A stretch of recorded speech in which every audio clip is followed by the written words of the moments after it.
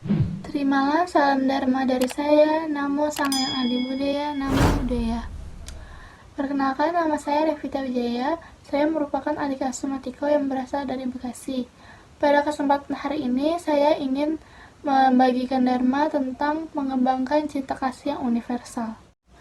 Dalam kehidupan kita pasti seringkali dihadapi oleh berbagai masalah yang ujung-ujungnya menimbulkan rasa kekesalan, kemarahan, kebencian dalam diri kita yang dapat menimbulkan perilaku kejahatan.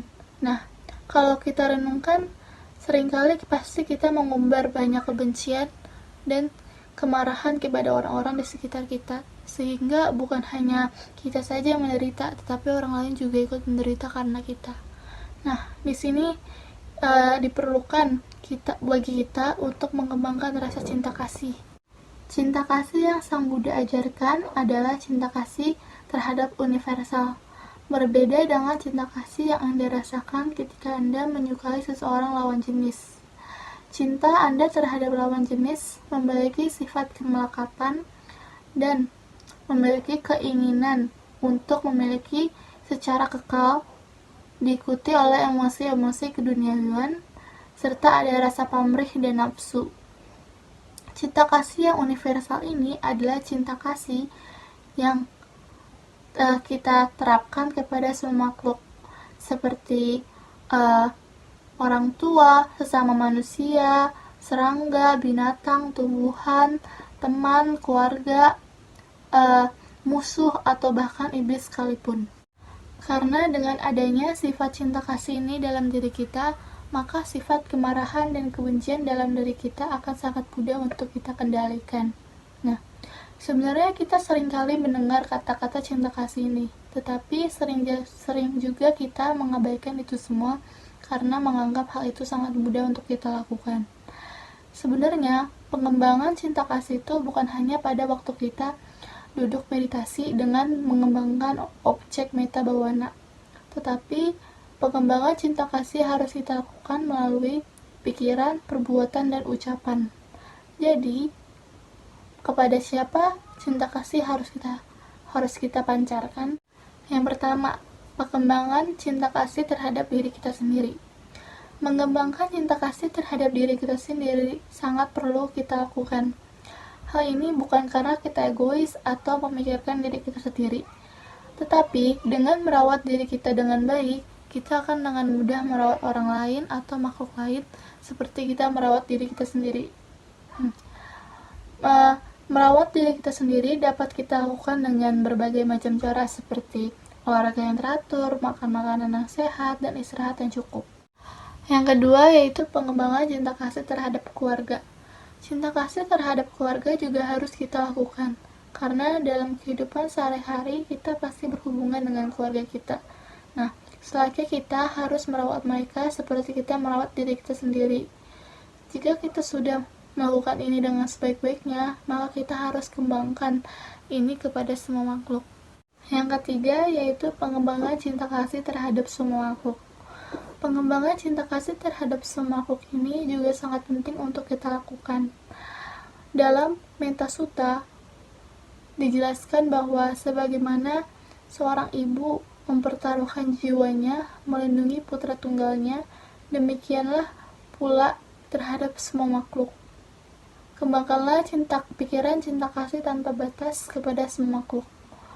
Jika kita kembangkan ini dalam kehidupan sehari-hari kita, maka orang-orang yang hidup berdampingan dengan kita juga akan merasakan kedamaian dengan adanya kita di sana.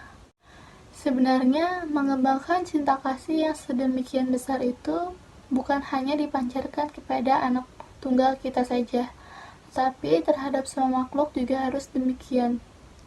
Dalam Dhammapada pernah dijelaskan tentang betapa bahagianya jika kita hidup di antara orang-orang yang membenci kita. Kita hidup di antara orang-orang yang membenci kita, tapi kita tidak membenci mereka. Dalam Dhammapada itu menjelaskan tentang jika kita hidup dengan tanpa membenci dan senantiasa selalu mengembangkan cinta kasih, maka kemanapun kita akan pergi, kita akan selalu bahagia di sana. Pengembangan cinta kasih bukanlah hal yang mudah untuk kita lakukan. Sebagai contoh, kita ingin mengembangkan cinta kasih terhadap musuh kita. Tetapi ketika kita ingin melakukan itu, kita malah diejek, malah direndahkan dengan kata-kata yang melukai hati kita. Atau ketika kita ingin mengembangkan cinta kasih terhadap seekor anjing, pada saat itu kita malah digonggung atau digigit. Nah, pada saat itu memancing emosi-emosi kita. Dan pada akhirnya ketika niat kita baik, itu akan berubah menjadi kemarahan, kebencian, dan emosi negatif lainnya. Nah, lalu bagaimana kita mengembangkan cinta kasih agar kita tidak terliput dalam emosi-emosi itu? Pada dasarnya, semua makhluk itu ingin bahagia. Seekor nyamuk pun ingin merasakan kebahagiaan seperti layaknya kita sendiri. Ketika musuh kita mencaci maki kita atau hendak melukai kita, cobalah untuk kita agar kita tidak terjebak dalam lingkaran emosi, amarah, dan kebencian itu. Dan berpikirlah bahwa mereka melakukan itu semua semata-mata hanya agar dirinya bahagia. Dengan memahami hakikat bahwa semua makhluk ingin berbahagia, kita tidak akan terjebak dalam lingkaran emosi, amarah, dan kebencian itu. Justru kita akan berpikir lebih jernih dan tenang dalam menghadapi suatu masalah. Justru bertanyalah terhadap diri kita sendiri. Mengapa orang itu membenci kita? Apa yang harus kita lakukan agar orang itu tidak membenci kita lagi? Nah, sesungguhnya jika kita telah memikirkan itu, bahwa kita telah mengembangkan cinta kasih yang luar biasa, cinta kasih tanpa batas. Disebutkan oleh Sang Buddha sendiri bahwa ia mendapatkan manfaat yang sangat besar dari pengembangan cinta kasih ini. Perumpamaan yang dia berikan adalah ia menggambarkan dirinya dengan melakukan hal tersebut, kebahagiaan seperti alam dewa akan kita rasakan dalam jangka waktu yang lama. Jadi, pengembangan cinta kasih ini harus kita lakukan secara terus-menerus dalam kehidupan kita sehari-hari. Mungkin hal ini masih sulit untuk kita lakukan. Sebagian besar dari kita mungkin hanya mengucapkannya. Tetapi mari kita renungkan, jika hal itu hanya sebatas ucapan dan tidak kita praktikkan dalam kehidupan sehari-hari, maka makhluk-makhluk yang membutuhkan bantuan kita tidak akan terbantu jika itu hanya melalui ucapan saja. Maka dari itu, selain dari cinta kasih ini kita kembangkan melalui ucapan dan pikiran, kita juga harus mempraktikannya dalam kehidupan sehari-hari.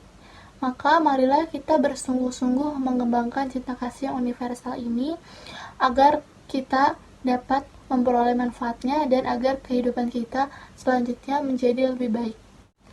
Sekian Dhamma Desana yang dapat saya berikan, semoga bermanfaat. Salam Dharma dari saya, Namo Sang Yang Adi Budaya, Namo Buddhaya. Terima kasih.